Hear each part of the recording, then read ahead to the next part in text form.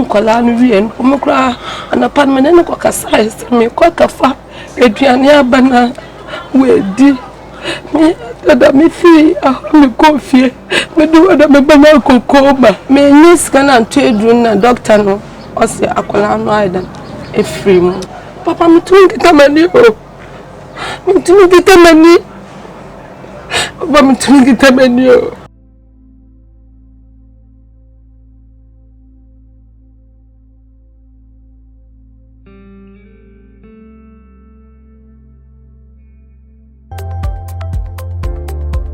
My name is Kwa Williams John.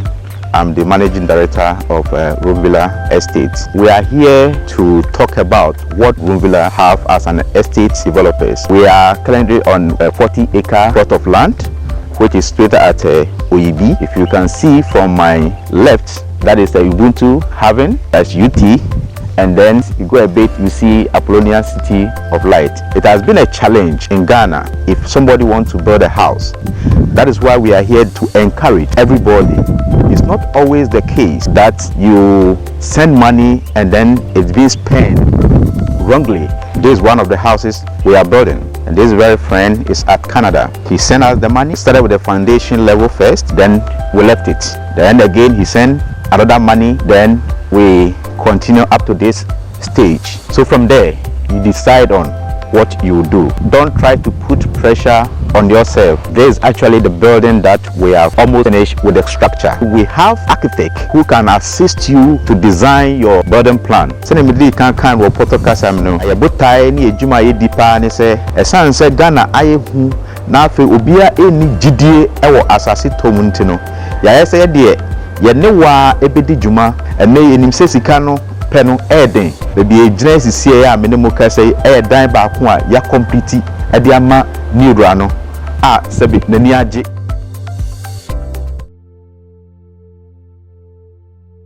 Yo atiefo na baby abepie ye enkran baby efo se Russia na ene toso da ensia e wo lockdown a Ghana yenso ye experience no na lockdown inti ama enipa bebre no won ehihye won dem na eba ne se ya ye ni lockdown poi e na ye konesen na ye wo lockdown especially baby a yeni anim pi won ewo na sebe ahokyere won timi mpie nkodidi won mu no omo ye hand to mouth won pia nkwa wonidi na oye lockdown for 2 weeks and the Crime Check Foundation ya te esi abonten na enne baby aba be pie Russia baby a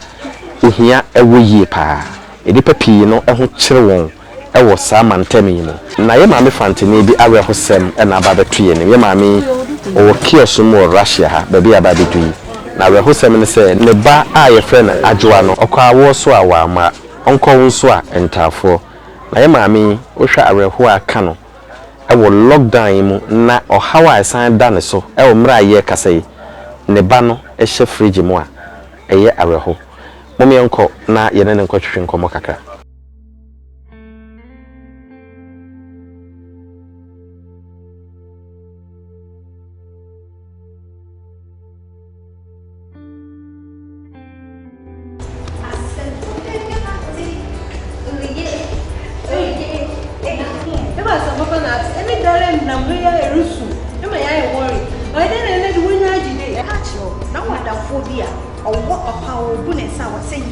Anunti ana wasa wonum enkachi MP Mr. na wo babuo yaw no eto obetwa enkachi adro ya koda woni fie dumienu enum bi maami a wafefro ne oba a wo ma koda nufo wunyina mo ntube enum enkachi MP Mr. wo ba yemu wo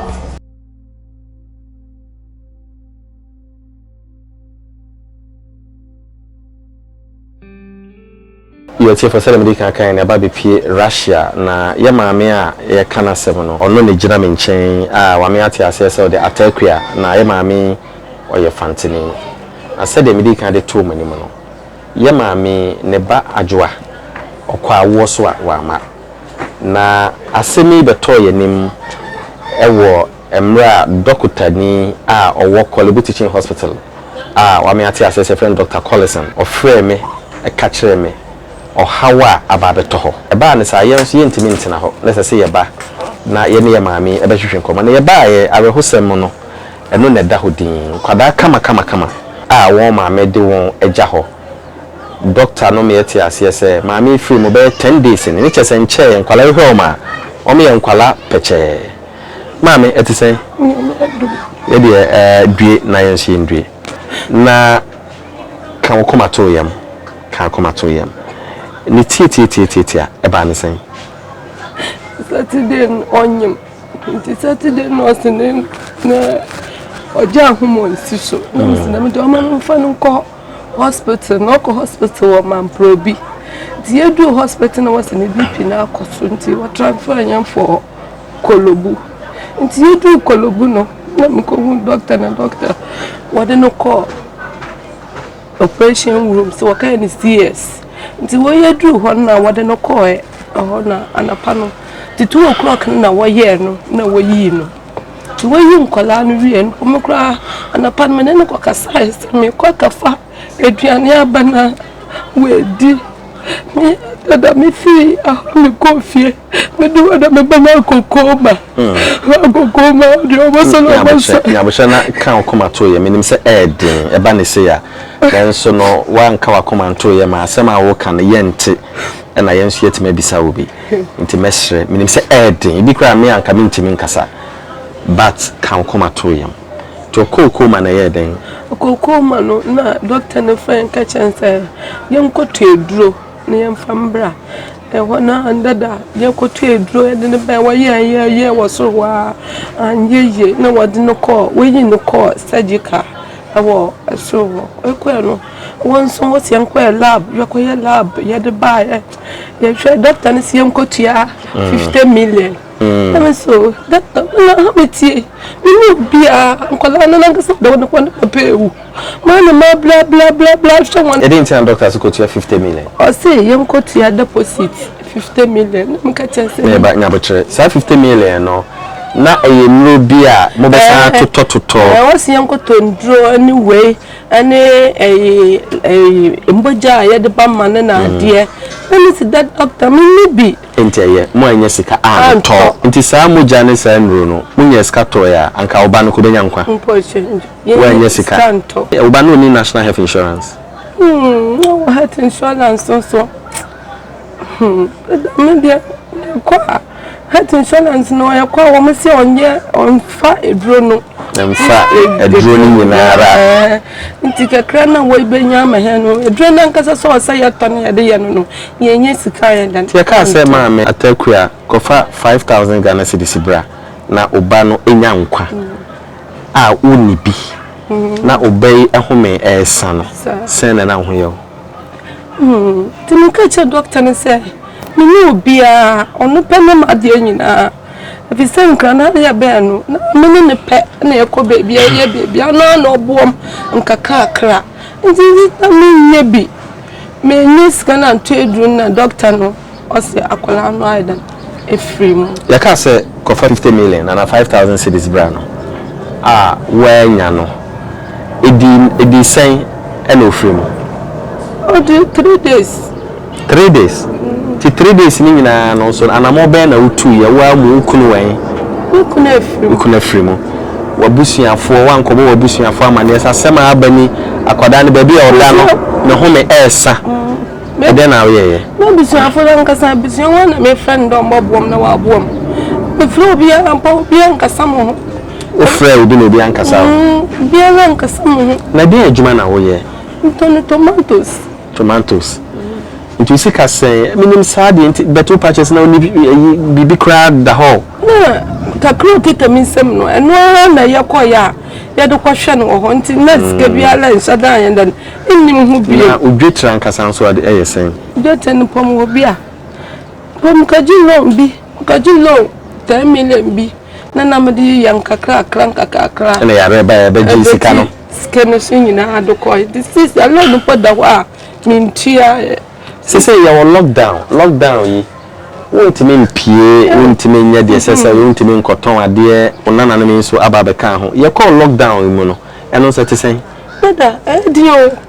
edi mama fi se man sisi ya enu fupo ni won kola ibonu tira mo koto chance me aduane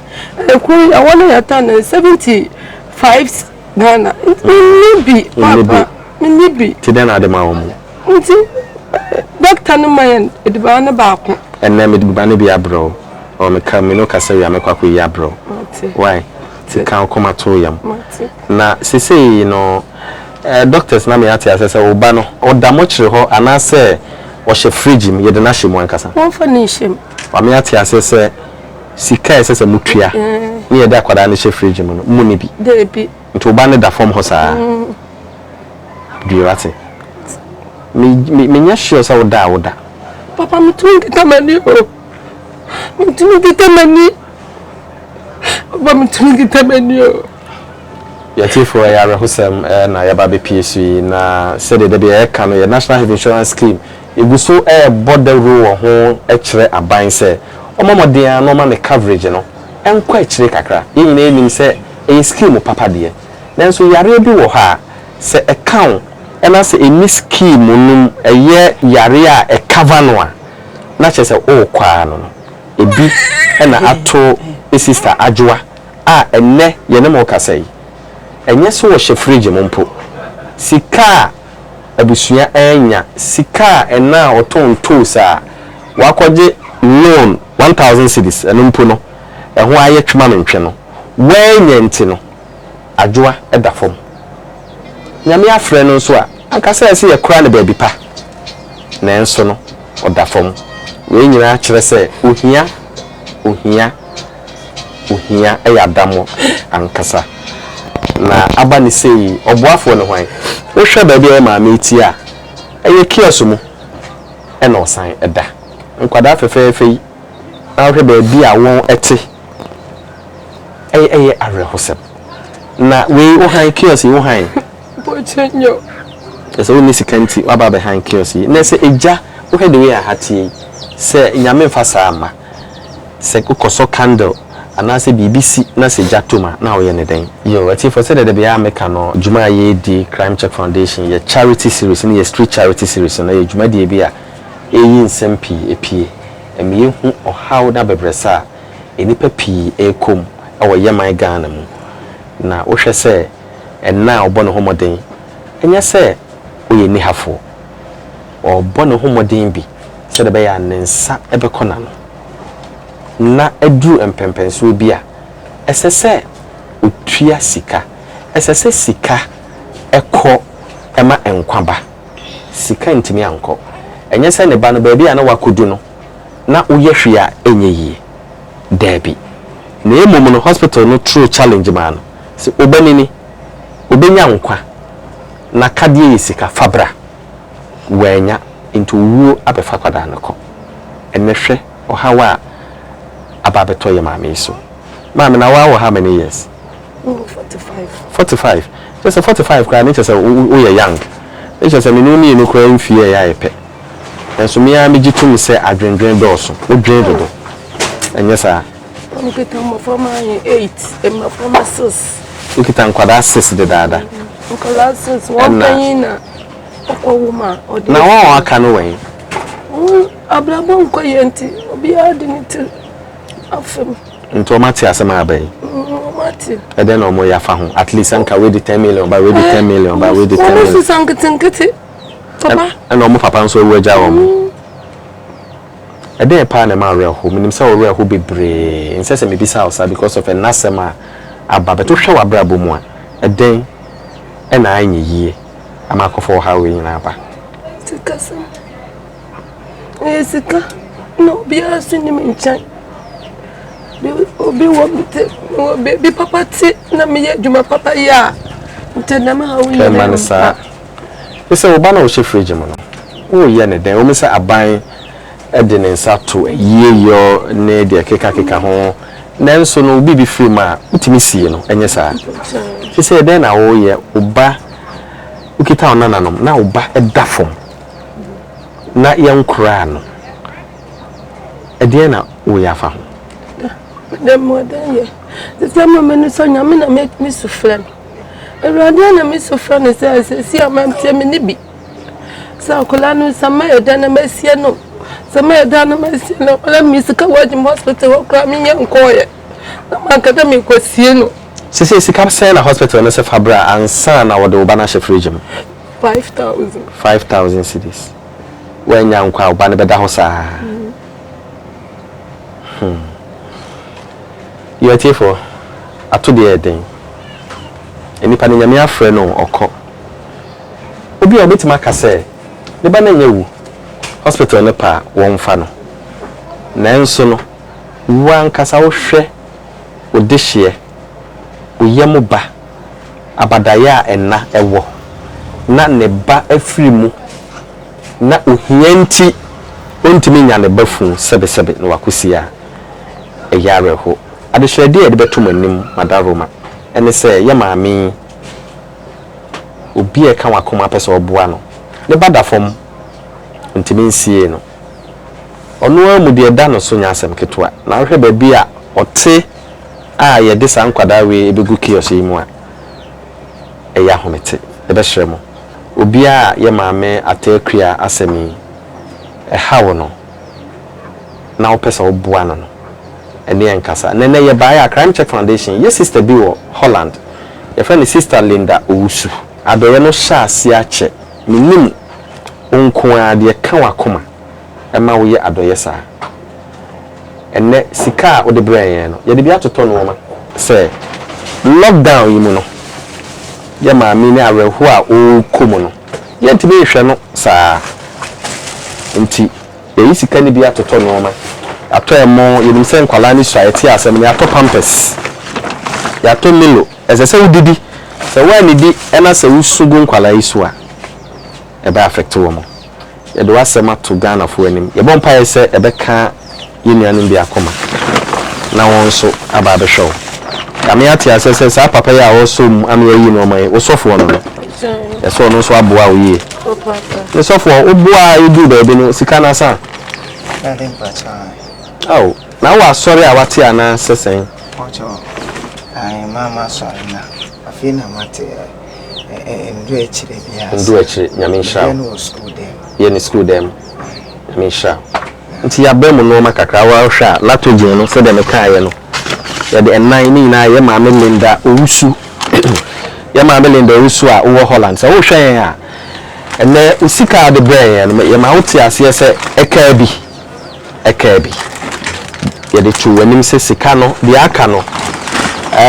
de opese ye de ye no e ma wo ma ho kwan se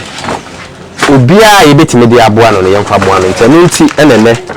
ya toto sa no mai se ye de bre ye maame na ono so watime de ahwe akwala yi pampers e de bae na nheda no so ye de milo ne no makakra ye de beto Ghana fo nyina anim se aba ne sei no na nyamedjuma na ye nyina ye beka bom ne yaye na nyamedjuma ne se unua bi nibi unua bi esu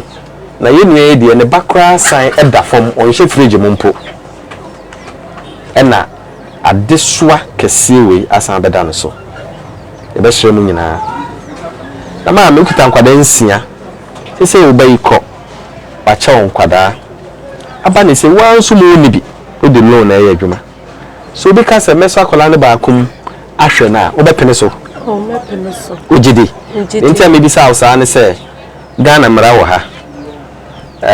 obi ntimi mfa ne tumi maje wo ba nti o ka se ba no me pese me so ne mu me pese me hwe no wo be pene so ma pene so dodo yo apene so dia me de betwa to ene se ba bia ya ma me da no se de medical aka no enye ba bia eye nti se obi a won so pese ye relocate no na nkwada ye nya ba bi papa e be won to no ye be hye mo me kan ho na nkwada no ma mi so me ye ma na emema bema ba ko baba ko cheze nyanto mu dimpo debi na ya mpaso ma di 10 days 10 days no manya yo ka kuma to yem why e be sa ba biem na imiye aba ne sei ni nim se obedidi enti se ska we no